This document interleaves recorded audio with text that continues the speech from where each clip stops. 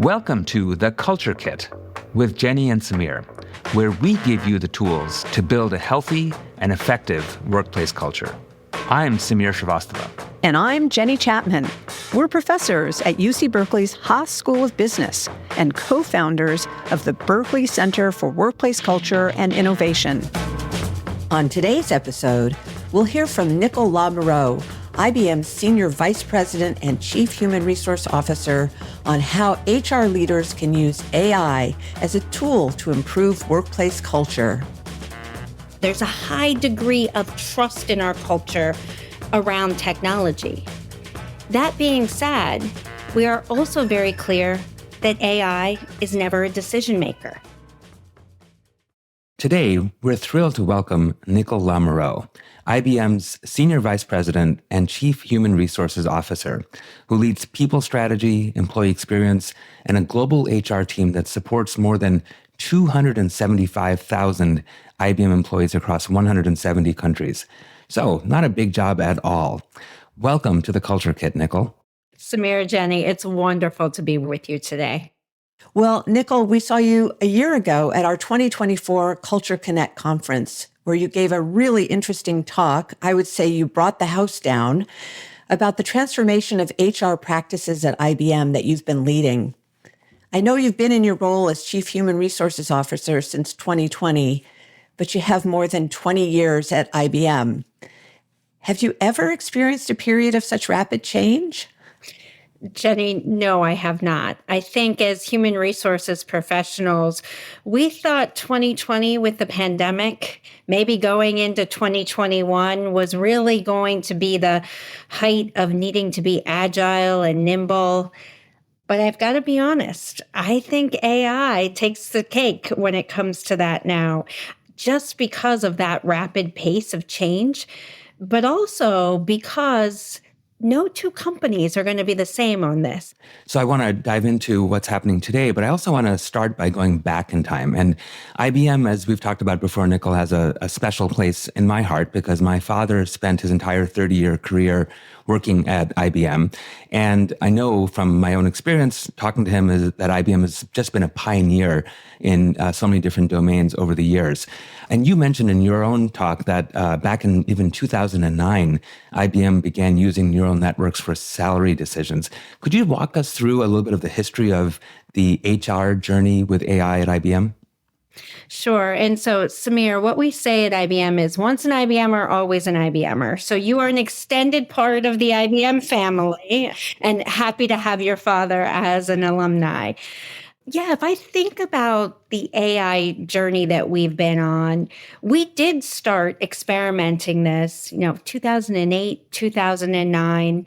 We used neural networks at the time. So, very different than where we are now with generative AI. But what we were trying to achieve at that point in time was decision-making support for our management population. I think we all know that managers have the hardest jobs in our companies, no matter what industry you're in or how big or small you are. And so as an HR team, what we were trying to do to say, given all this information that is being thrown at them, how can we help make it easier for them? We started with compensation. Every manager gets their annual salary budget, and you have to think about how do you allocate it. So were there AI tools that could assist in that allocation to start giving you a recommended way to spend the budget? As a manager, you always had autonomy to tweak it, but it gave you a starting point, taking in a lot of information from performance to skills to benchmarking of that job. And so that's where we started. That's so interesting. And I'm wondering a little bit more about the process. Like, when did you launch the first HR chatbot? How did it go over? Did people resist? What did you learn? Yeah, our first entry into this was what I'll call advanced predictive analytics. I'm not even sure we were really calling it AI at that time, but at the point in time, AI became very visible to the rest of the function was through our very first chatbot. In 2017, we launched an HR chatbot. And the real intent of it was to just be a question and answer tool for managers and employees on some of the most basic questions that HR professionals often got. But we learned maybe a lesson in AI that was powerful then, and I still think it's powerful today. We launched the chatbot. The technology was pretty amazing, but technology aside doesn't necessarily get an organization where it needs to go. What we found was no one used the chatbot. And so why did no one use the chatbot? Because behavior change is a really important part of every company's AI journey. At the time, we still had a telephone number for HR. We still had an email address for HR. We still had HR professionals at all of our locations where people could walk down the hall and ask them a question. So maybe you could just say a little bit about how you broke through that kind of stalemate. Yeah, so break through it we did. And I will tell you, we took an approach that was pretty bold. I'm not necessarily sure it's an approach you would need to take today. If we were really going to change behavior, we had to make a hard pivot. So in 2018, overnight, we took away the email address to HR. We took away the telephone number to HR. And we told 21,000 first-line managers in about 90 countries at the time that we were becoming a digital-first HR function. And so to get answers to their questions or support from HR, their only entry point was what we had then named it Ask HR, which was a digital chatbot. That chatbot really could do two things at that time in 2018. It could answer basic questions, or it could create a ticket if it couldn't answer your question. You can imagine this was a pretty bold approach to take. And maybe I should just say a minute about why, because Jenny and Samir, I think this is where when we had talked last year, people often asked, how did you get to that point to really kind of take that bold leap? And it was because we were facing three things in the organization. The first thing is, like many HR departments, we were under what I'll call cost pressure. Our budget was not growing. In some years, it was shrinking or staying flat, but we were being asked to do more with less. The second thing that was happening is the complexity of the environment we were operating in was increasing. States, cities, provinces, countries were all passing different laws. And typically as an HR team, when you have that complexity where you have to do different policies, different processes, you either put more people on it or you put technology on it. But that requires that you have money to do that, which we didn't have because of the first force that was hitting us. And the last piece I would say is back in 2018, and if we could all go back in time a little bit, that is when we all started having these amazing consumer-grade experiences in our personal lives. One click to order something or to order a taxi, food, shopping, all on your mobile device and your handheld device. Employees were coming into IBM, and either we had no technology, and so we were still doing things hard copy, paper, pen, wet signatures, or even where we had technology, it didn't feel seamless, one click. So we took this bold approach to change behavior, but also because we saw a little bit of an unsolvable problem. This wasn't just about cutting out a little bit more and asking people to work harder. We needed a way to work smarter. So I wanted to think a little bit about the relationship between technology and automation on one hand and the human culture that IBM had developed and has evolved over all these years. Could you talk a little bit about how you see the introduction and rollout of AI tools and the automation of some of these core processes as possibly affecting or changing the culture of the organization? Yeah, I think, in this environment we're in now, the technology is pretty amazing. And many of us are experimenting. But the first piece of advice I give any company when they're embarking on this, particularly as you think about it in your people or talent processes, is be intentional about where you use it. And you need to be intentional to make sure that it supports your business model, how your company or organization, why it exists. You need to be intentional to ensure that it's actually solving the problem you're trying to solve, but that it also fits your culture. And so where you get started with AI, you need to be taking all of this into account. One of the things I worry about a little bit is that because there are so many great use cases out there for AI right now, including the digital assistant I just spoke about, a lot of companies are in the FOMO stage. And so they're just saying, I don't want to be left behind. I hear that this other company is doing this with AI. Let me just quickly replicate it.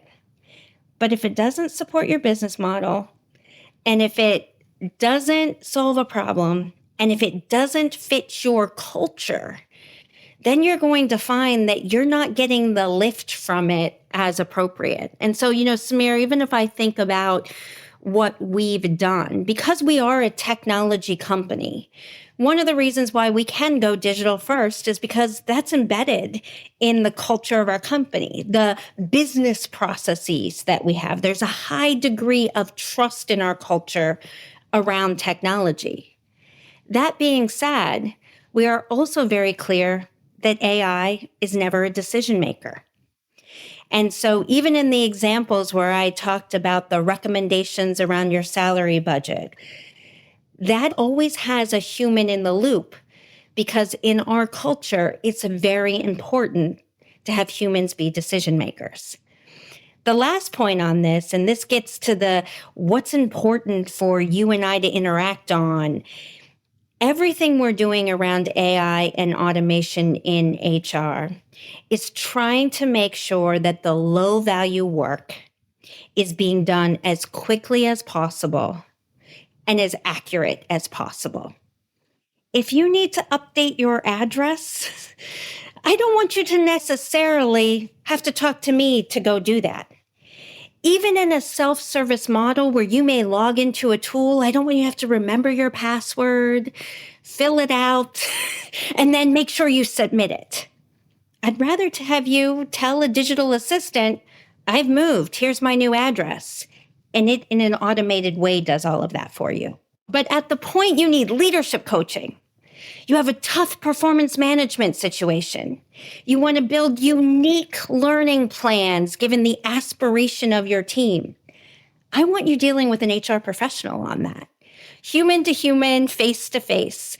And so in our culture, it's thinking through, where do you want that human value? And where is it okay not to have it? So this question is kind of a how's it going question. I'm wondering if there are cultural metrics that have improved with the use of digital labor for these lower level repetitive tasks. If people don't have to go through a big process to change their address, is there a kind of cultural benefit to that? Yeah. If I take a snapshot of where we are now, because I started to tell you where we started in 2018. But if we did a fast forward to the end of 2024, our digital agent, we now call it an agent because it will answer your questions, but it will also do transactions and assist you with programmatic work. Our digital agent last year handled 11 million interactions. Wow. It did almost 500,000 transactions, from updating your address to transferring an employee to creating a new job requisition that might need to be posted on an external job board.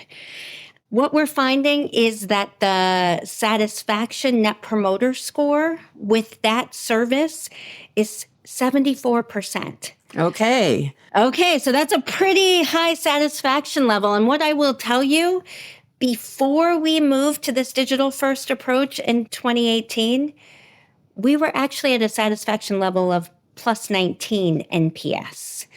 So a massive shift. Yeah. The other thing I'm proud to say is that the digital assistant itself has a 94% containment rate. What does that mean? Of those transactions coming in, the questions coming in, how many is it able to handle without having to go to a human tier? That leads to that high satisfaction rate, because when you do need an expert, Nickle isn't bogged down with looking up the vacation policy. You can get to an expert quickly. And for my HR team, HR engagement is at an all-time high. Nice. And the average band or grade, we use bands at IBM, but levels, if you think about it this way, has increased by 2.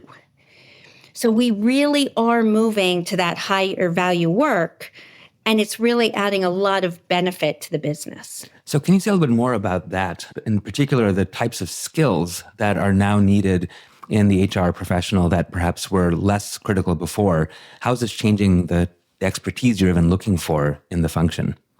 Yeah, so if I think about the expertise, a lot of people have often asked me in this age of AI where you can ask an agent any kind of question, is domain expertise fading? And I would actually say domain expertise is becoming more and more important, because the basic questions are being able to be answered by an agent. But when you get to the complex scenarios and you get to that expert, you need to be able to go very, very deep. So I always say to my HR professionals, domain expertise have become more important than ever. And especially for HR professionals, I say you have to be an expert in at least one thing.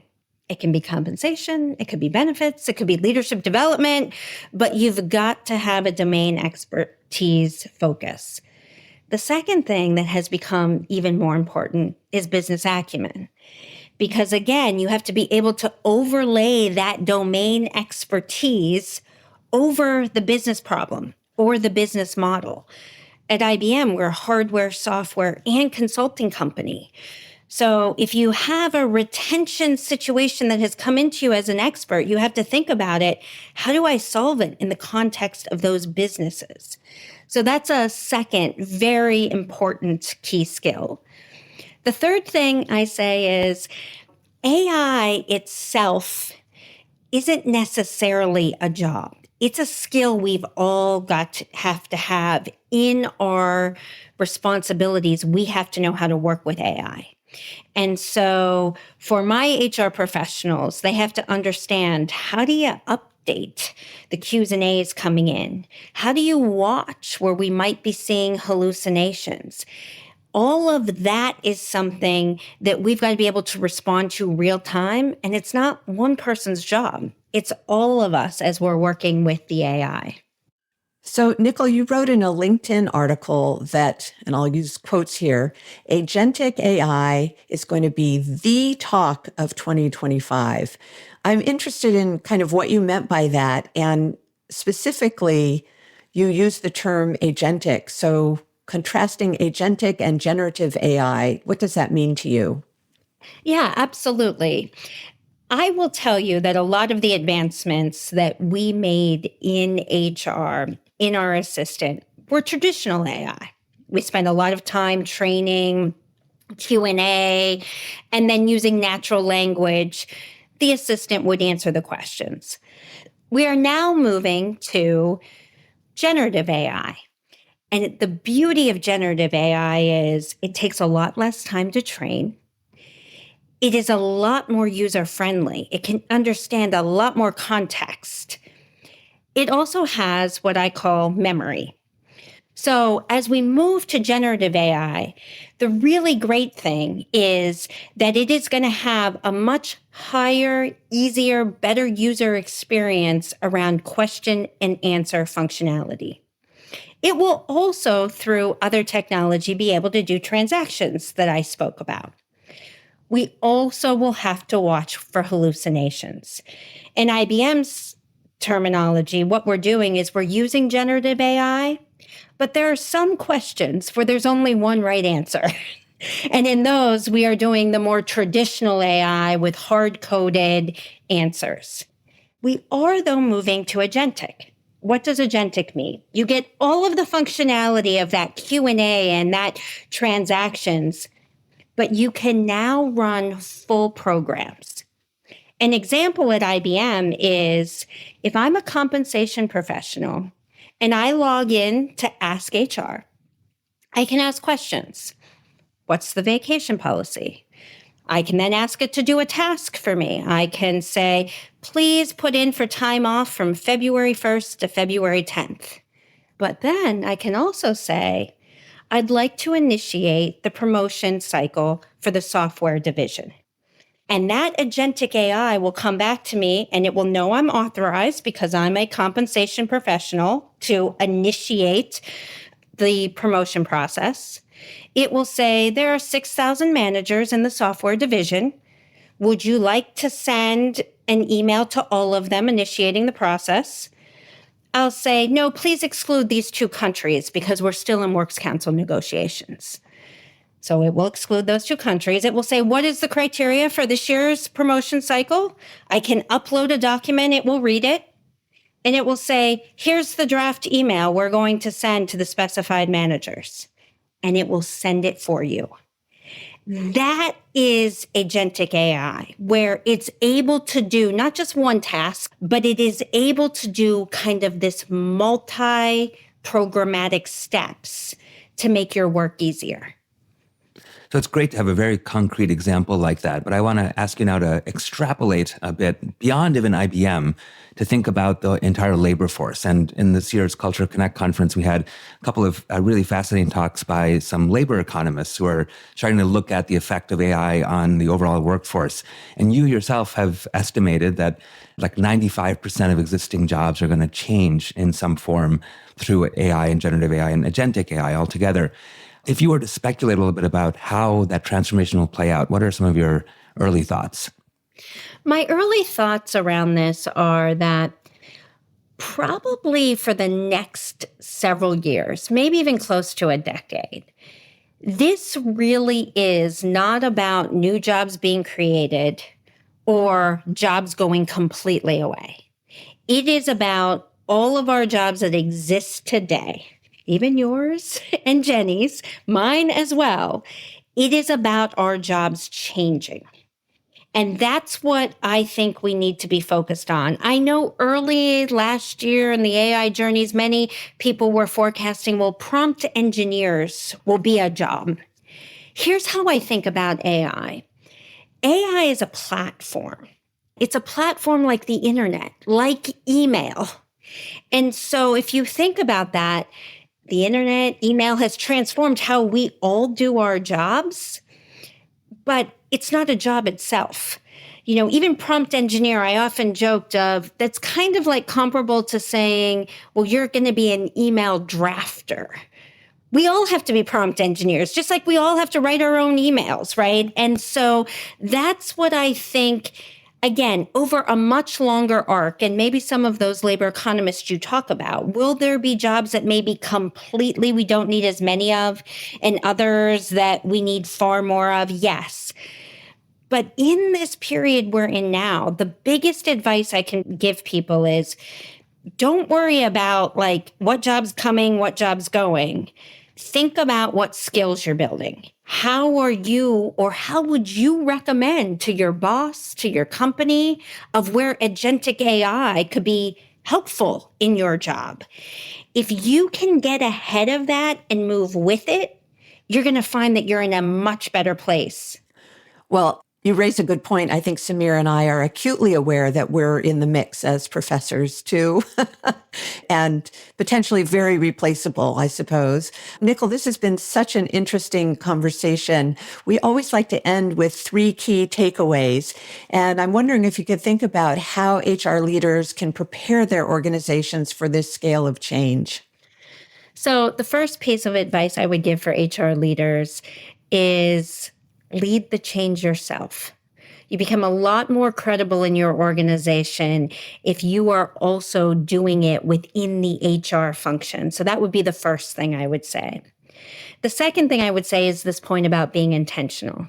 There's a lot of really interesting, great stuff going on that is fit for purpose for other companies. It doesn't mean it's fit for purpose for you. And, just as we think about this podcast, not only think about, does the technology work and does it solve the business problem, but you need to be very intentional about, does it fit the culture of your company? So that would be the second piece I would say. And the third piece that I would say is because of this point that AI is going to change every job. I feel that HR professionals are in a unique position, and maybe the only position, to really lead this effort within their company. Because if you think about it, we're all in organizations where business leaders will want to go, totally without abandon, jump head first into AI. But you've got to be thoughtful about, how are you building skills? How are you preparing the workforce? You may have other functions, maybe legal, that are saying, oh, let's be a little cautious. You may have the IT department saying, I'm not sure if we can afford it. HR needs to be the one that puts all of those distinct pieces together to think about, well, where is the return on that technology and why we should push forward? Where should we take the risk and why shouldn't we take the risk? But most importantly, how do we bring the employees along with us? So again, lead. I think HR professionals are uniquely positioned for this. What an opportunity. Thank you so much, Nickle. This has been fantastic. Thank you, Nickle. That was great. Wonderful to be here, Jenny and Samir. Thanks for listening to The Culture Kit with Jenny and Samir. Do you have a question about work that you want us to answer? Go to haas.org/culture-kit to submit your Fix-It ticket today. The Culture Kit podcast is a production of the Berkeley Center for Workplace Culture and Innovation at the Haas School of Business and is produced by University FM. If you enjoyed the show, be sure to hit that subscribe button, leave us a review, and share this episode online so others who have workplace culture questions can find us too. I'm Jenny. And I'm Samir. We'll be back soon with more tools to help fix your work culture challenges.